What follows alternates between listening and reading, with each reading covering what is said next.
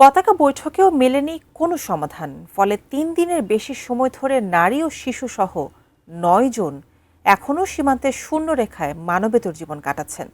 সীমান্ত পরিস্থিতি জানাতে সরাসরি যুক্ত হচ্ছেন কুড়িগ্রাম প্রতিনিধি মনোয়ার হোসেন লিটন।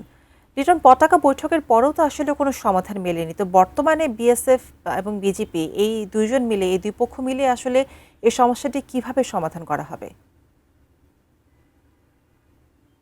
সমাধান না হওয়ার কারণে মানবিকভাবে জীবনযাপন করছে, বিশেষ করে কুড়িগ্রামের রৌমারী উপজেলা গয়টাপাড়া এলাকায় যে ৬ জন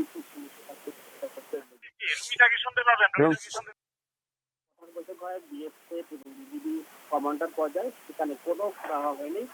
বিজিবি তারা বলেছে যে আসলে আন্তর্জাতিক তারা বলে কোনো কৌশল গ্রহণ করবে না, যে আছে সেই নিয়ম কানুনের বাইরে তারা কোনো কৌশল গ্রহণ করবে না। সাফ জানিয়ে দিয়েছে এই মানুষগুলি বাংলাদেশি, তারা বাংলাদেশে যাবে, তারা কখনো এই মানুষগুলি গ্রহণ করবে না। তাদের এই সিদ্ধান্তের কারণে ৩৫ ডিগ্রি সেলসিয়াস তাপমাত্রা ছিল। আজকেও রোদ আছে, বৃষ্টি হয়েছে, বজ্রপাতের মতো ঘটনা কিন্তু ঘটেছে। সেই ঘটনাগুলি নিয়ে আসলে সামাজিক যোগাযোগ মাধ্যমে অনেকেই মানবিক বিষয় হিসেবে তুলে ধরছেন, অনেকেই সেই বিষয়গুলো পোস্ট করছেন। বিভিন্ন গণমাধ্যম কর্মী তাদের গণমাধ্যমে বা তাদের ফেসবুক ওয়ালেও বিষয়গুলি মানবিক কারণ হিসেবে উল্লেখ করে তারা আলোচনা করছেন। এবং সীমান্তের আশেপাশে যে বান্ধবীরা আছে তারা বলছে যে এই যে ৫ মাসের বয়সী যে শিশু একজন আছে এবং ৪ বছর বয়সী যে শিশু একজন আছে, এই দুইজন মানুষ তারা তো রাষ্ট্র নিয়ম কানুন জানে না।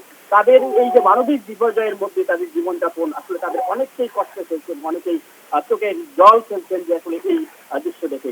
তবে এই দৃশ্য যতই করুণ হোক না কেন, বিজিবি বা বিএসএফ তাদের আসলে সান্ত্বনা তারা পাচ্ছে না। তারা বন্দুক নিয়ে দাঁড়িয়ে আছে, দুই দিকে দুই সীমান্ত বাহিনী, মাঝখানে সেই মানুষগুলি মানবতার জীবনযাপন করছে। আর সেই দৃশ্য এখনো চলমান আছে, ৩ দিন পেরিয়ে আসছে, ৪ দিন চলতে চলেছে।